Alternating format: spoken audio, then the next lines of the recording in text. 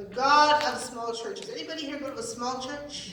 Yeah. Okay, I confess I had an inside tip on that. I won't give her away, but I had an inside tip on that. Before I begin, I should bring you greetings from the saints at Austin Presbyterian Theological Seminary in the heart of Texas, deep in the heart of Texas, which is the capital city.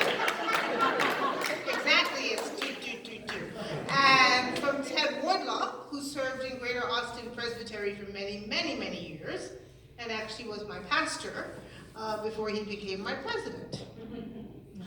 Paul Hooker also wishes me to send y'all greetings. He remembers y'all fondly and is jealous that I'm down here. And I also bring you greetings from the Saints of Mission Presbytery, which is the presbytery that extends from Austin all the way to the Rio Grande. Wow. So we are not as numerous, but we are large geographically. Yeah. Everything's big in Texas.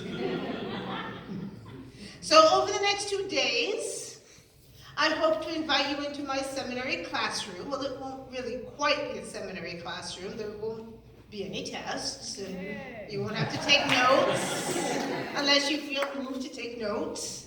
But our goal here is to consider Ephesians and its importance for us as church in the year of our Lord 2020. As I've said, I've divided these lectures into 2 different topics, and tonight we're going to consider the God of small churches.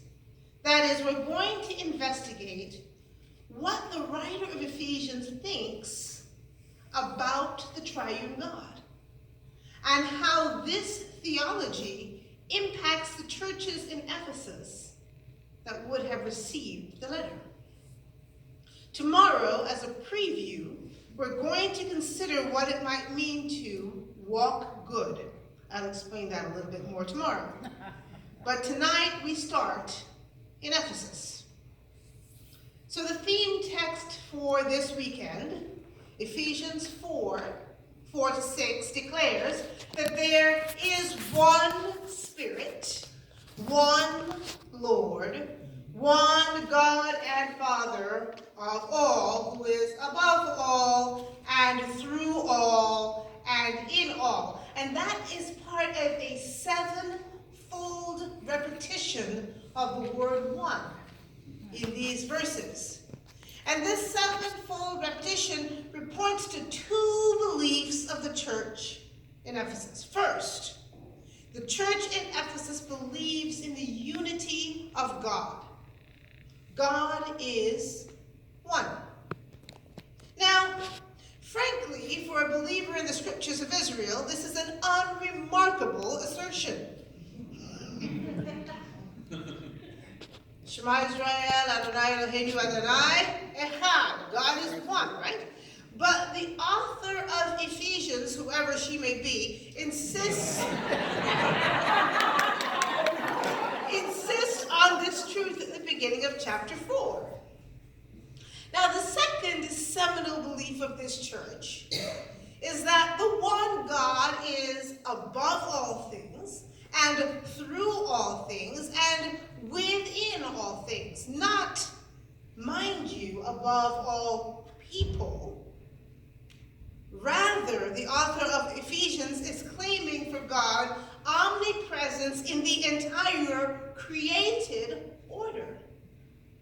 Again, this is not a particularly remarkable statement for anyone who has read and believed in the God of whom the psalmist sings. But the unnamed author of Ephesians really wants to emphasize this creed. Now, the question for tonight is, why? Why such grandiose language for God? Why the 7-fold insistence on the unity of God and the insistence of the omnipresence of God? What theology is this unnamed writer constructing here, and why? Now, to try to answer this question, we're going to have to do some digging. First, for which this letter is named, the city of Ephesus, and what those living in Ephesus might have experienced in their daily lives. Next, we'll imagine what it is to be a church in Ephesus, an illicit gathering of Gentile and Jewish believers in Christ, most of whom have no societal power or status. Next, we'll consider how the writer to the Ephesians imagines God beyond the 4th chapter. In fact, we're going to have to turn to the 1st chapter to look at how the writer of the Ephesians talks about God. And finally, we'll come back to this question of why, as we consider the interactions between very small churches and a very big God. Now, before I start, has anyone here been to Ephesus or to Ataturk? Okay, so a couple of people. So you recognize the library, right? Today, we probably don't think much about the city of Ephesus. I'm sure you're not sitting around going, oh yeah, I'd love to go see Ephesus one of these days. Except when we pick up this letter. But in the 1st century of the Common Era, when this letter was composed, Ephesus was a bigger population center than Augusta or Columbus.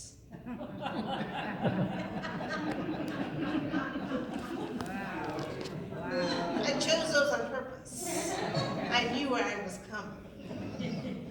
In fact, with a population of approximately 250,000 people, Ephesus was the 3rd largest city in the Roman Empire. Only the Western European city of Rome in Italy and the North African city of Alexandria in Egypt were bigger than Ephesus. Ephesus sat on the banks of the Cayster River and was a significant port city. Jesus is calling. I know he's not calling me, that's not my ringtone.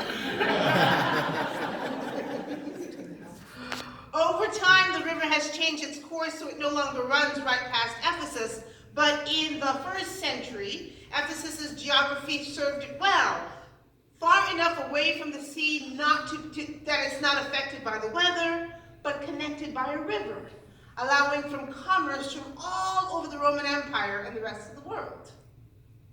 And Ephesus was on good terms with the Roman Empire. Unlike their Jewish neighbors to the south, the cities of Asia Minor had, for the most part, welcomed the Roman occupation, and Rome had rewarded them with titles and gifts. Augustus Caesar, the first Roman emperor, had designated Ephesus the first city of Roman Asia Minor, long before this letter was written. And over time, Ephesus accrued more honors. Rome gave them the right to set aside specific parts of the city as sacred to the goddess Roma and the divine Caesar. Yeah, the goddess Roma and the divine Caesar. Let that sink in a minute. Over time, they were given the right to have priests establish the cult of the emperor. This was an honor, including building a temple to the Roman emperor as a god.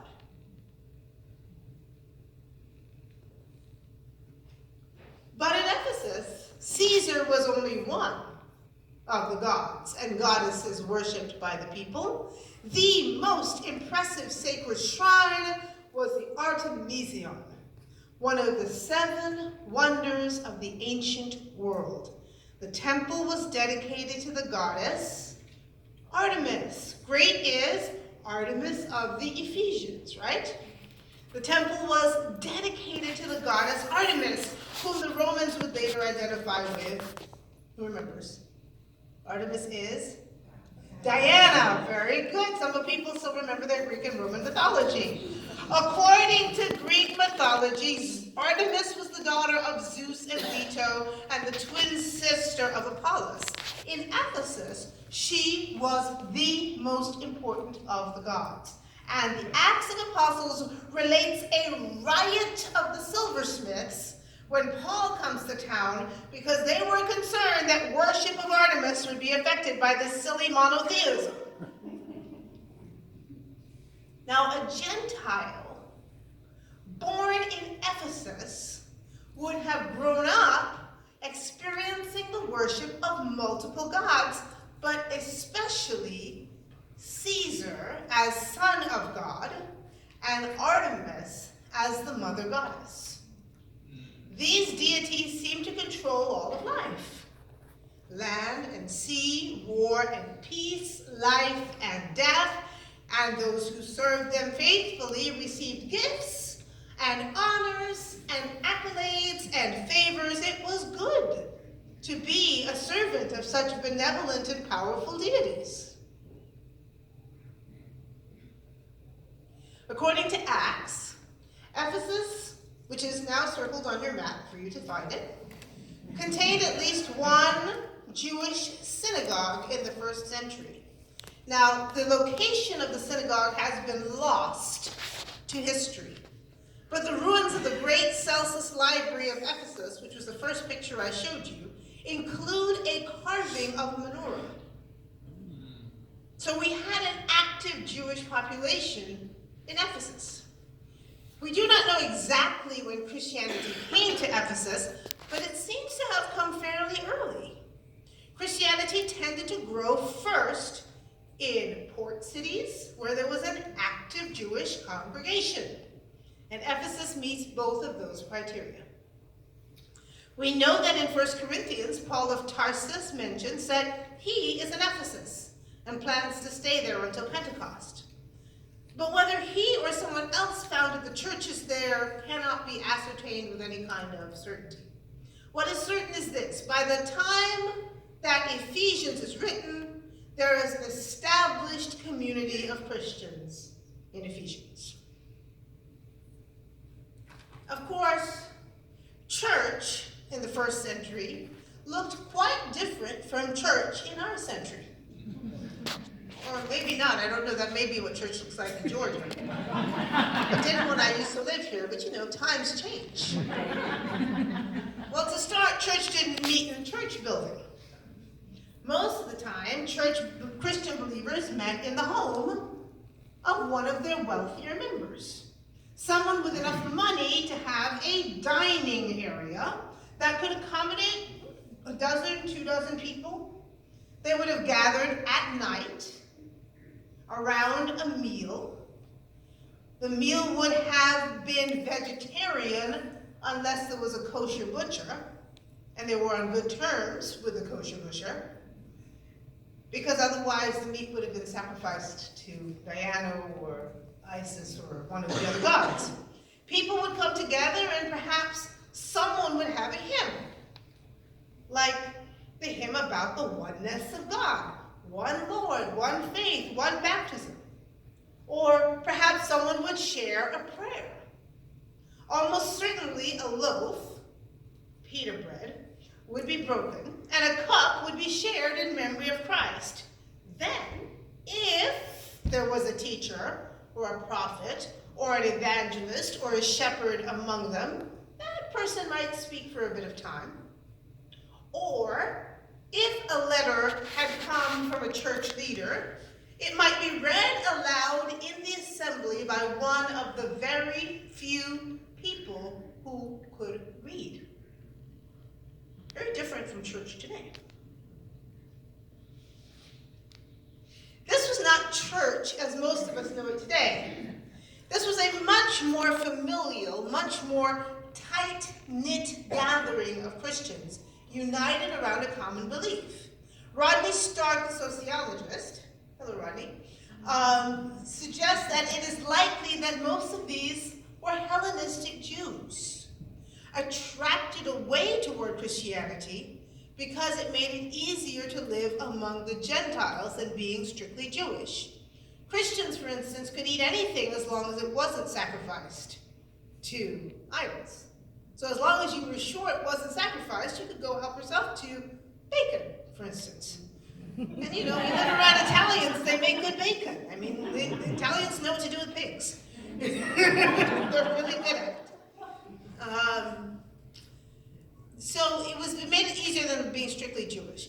I just said that. Anyway, alongside of these would have been Gentile God-pharaohs, a small group of persons raised in the polytheism of Ephesus, but attracted to the monotheism of Judaism, but not to some of its stricter requirements, not to keeping kosher, just really too hard, not to circumcision.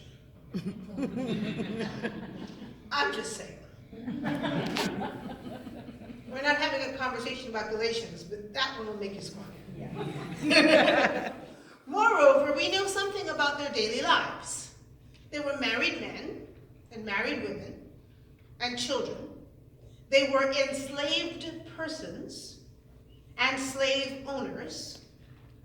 They were unlikely to be members of the highest ruling classes, even if some had more money and status than others. In addition, as I had noted before, their gatherings were not legal. In Rome, it wasn't legal unless there was a law that allowed you to be there.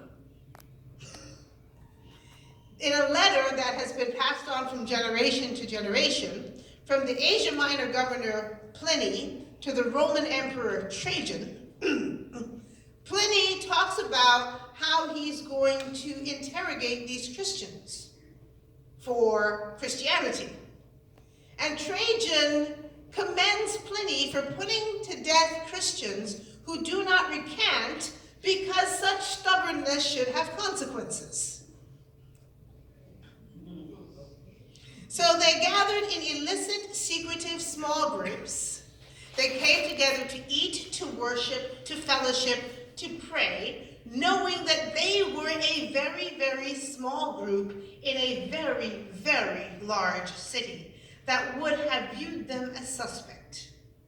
Just asserting a belief in one God meant not worshiping Caesar or Artemis. And this was not simply a statement of belief, but of politics. A stance that could be physically dangerous. It is to this group of persons that the author of Ephesians writes. So I'm going to give you a little bit of a thought moment. Imagine you are a part of the church of Ephesus. How would church be different for you than it is for you now in Georgia? Turn to your neighbor, I'm going to give you a minute. How would church be different? Go on.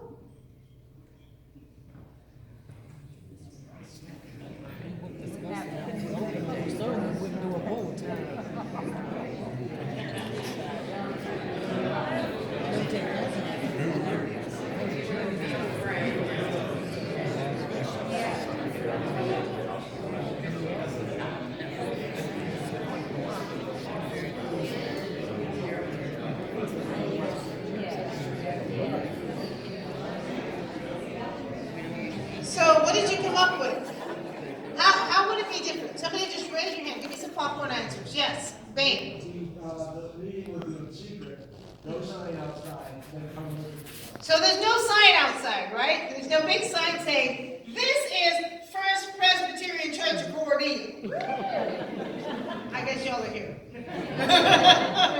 This is First Presbyterian Church of Americas. You know, there's no such sign outside. Right? What else would be different? No sound system. Didn't exist yet. The Bible doesn't exist yet. What else? No sound system. No sound system. What else? No church building. What else?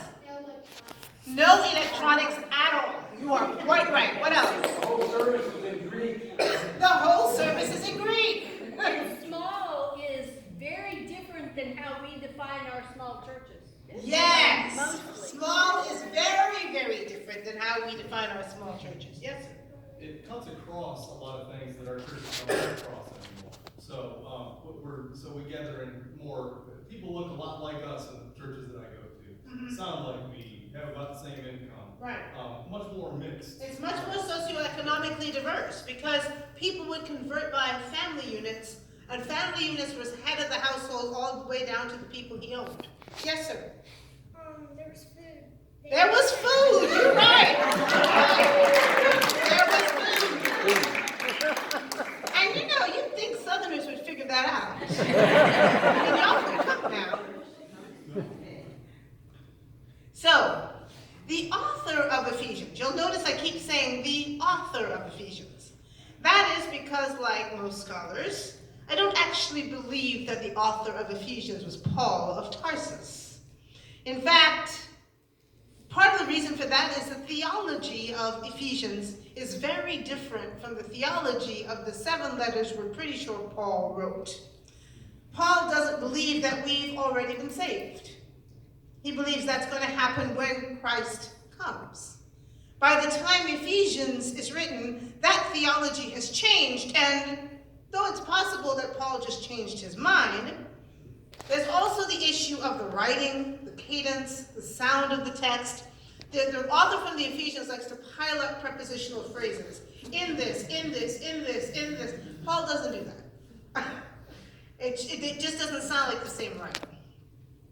It more likely came from someone who loved Paul very much and wanted to adapt Paul for her generation. So, we don't know. The author begins not with the cross of Christ, as Paul almost always does, but with Christ's resurrection and heavenly exaltation, far above all rule and authority and power and dominion, and above every name that is named, not only in this age, but also in the age to come. Hallelujah. That's an exalted Christ. Moreover, the author claims that God has put all things under Christ's feet and has made him the head over all things for the church, which is his body, the fullness of him who fills all in all. It's a hyper-exalted Christ. This is not simple Jesus of Nazareth, the carpenter walking the streets of Nazareth. Indeed, any person living under Roman occupation would hear something very different, something called apotheosis. Apotheosis. In the world of the Ephesians, apotheosis would have been reserved only for one person, the emperor of Rome. Remember that Ephesus had a sacred district dedicated to the goddess Roma and to the divine Caesar. The Caesar was believed to be exalted after his death, apotheosis, far above all rule and authority and power and dominion. In response, the author of this letter to the Ephesians transfers this apotheosis from Caesar to Christ. And for those of you who don't read Latin, the obverse of the coin, which is the side that doesn't have his head, divus, divine Julius, says divine Julius on it. And sometimes these coins say Son of God. Christianity reacts to things. It doesn't just occur in a vacuum. Now, for Romans and their Ephesian allies, there was always one real threat with which they lived, the Parthian Empire to the east, now known as Iran. Rome would fight many wars against the Parthian Empire, including one not long before the letter to the Ephesians was written. The threat of Parthian invasion must have lived in the back of everyone in Asia Minor's head, even the Ephesians who lived all the way on the west coast. Yet this author doesn't see the Parthians as the threat. For this author, the real threat is not any earthly kingdom. It's spiritual and diabolical. This is how he puts it in chapter 2.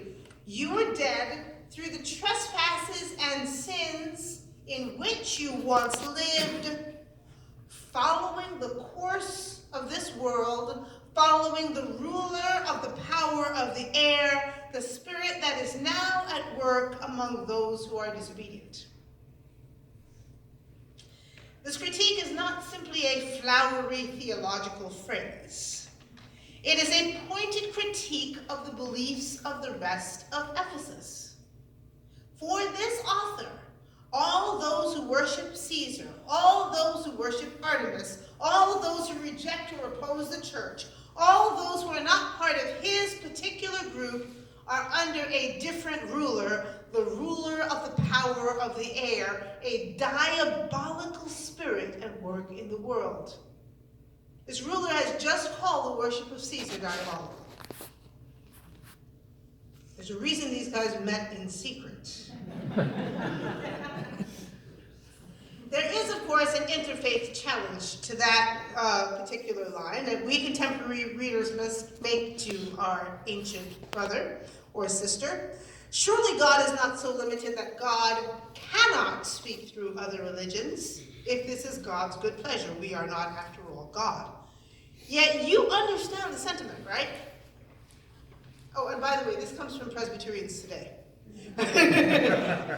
You understand the sentiment that in a world that did not recognize their rights even to exist, to gather, to pray, to break the bread and bless the cup, these small churches saw themselves as under attack. And what the author of the letter to Ephesians does subtly, but beautifully, is to shift the blame from people to the ruler of the power of the air.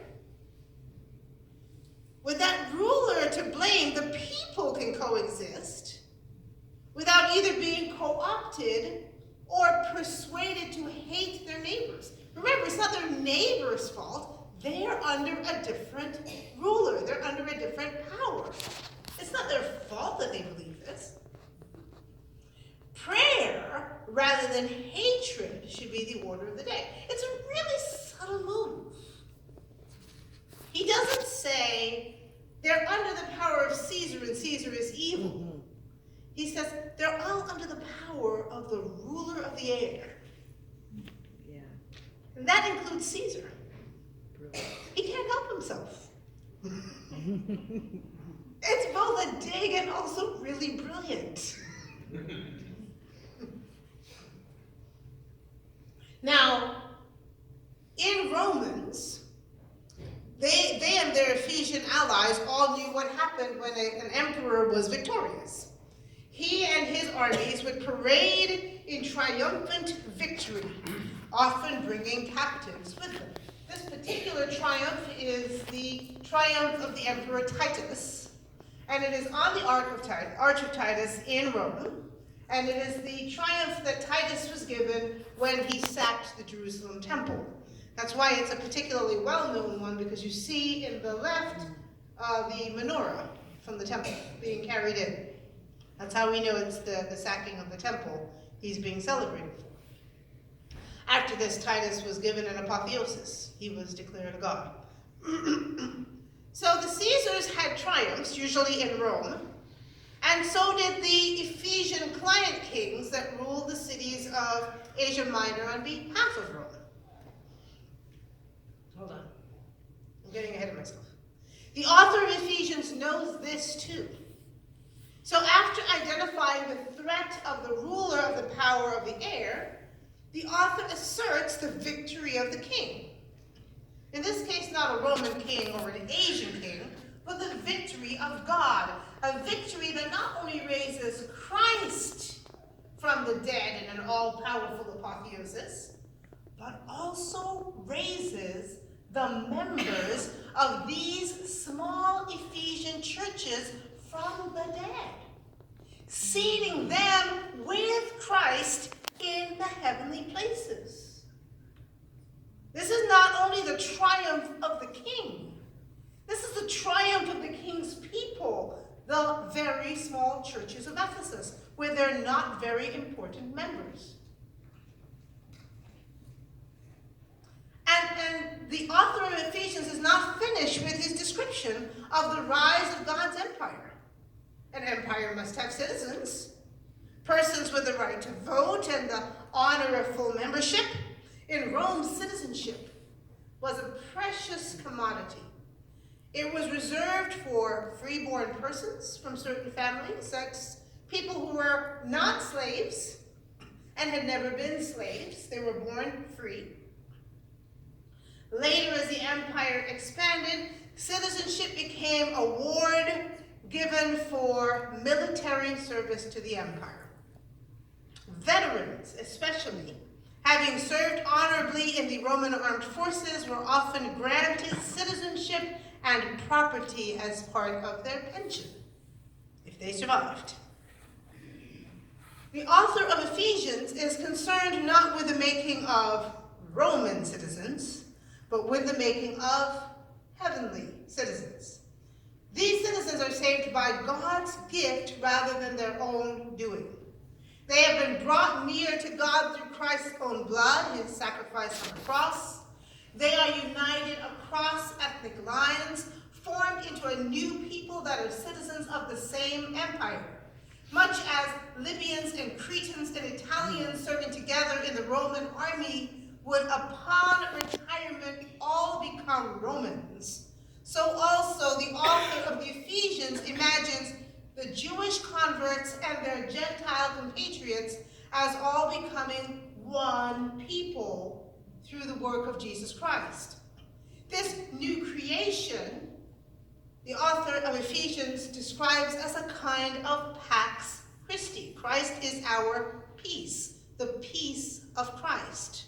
A definite parallel to the Pax Romana, the peace of Rome, the peace that Caesar brings. And yet these ideas of peace are very different. For Rome, the Pax Romana was about peacekeeping, keeping the provinces from revolting. For the author of the Ephesians, the Pax Christi describes peacemaking, creating peace between two groups that formerly had tension between them, between converts from Judaism and converts from paganism, Jews and Gentiles. So he's walking his way through this whole Roman way of thinking and recreating it and recreating Christianity. Let's talk about temples. Recall that Ephesus was known for its extraordinary temples, particularly the temples to Roma, Caesar, and Artemis. The author of Ephesians imagines the small churches of Ephesus as a temple. Bricks that make up part of the wall of a temple, bricks laid upon who? Christ, the cornerstone, and built on apostles and prophets, being made up into a holy temple, God's own dwelling place. In short, the author of Ephesians begins this letter by reimagining the reality of these small Ephesian churches from marginalized, weak, and disempowered to exalted, empowered, and built into the very house of God. So now imagine you're part of the church of Ephesus. How would this theological reimagining of who you are change how you lived in Ephesus? What might you do differently? Talk.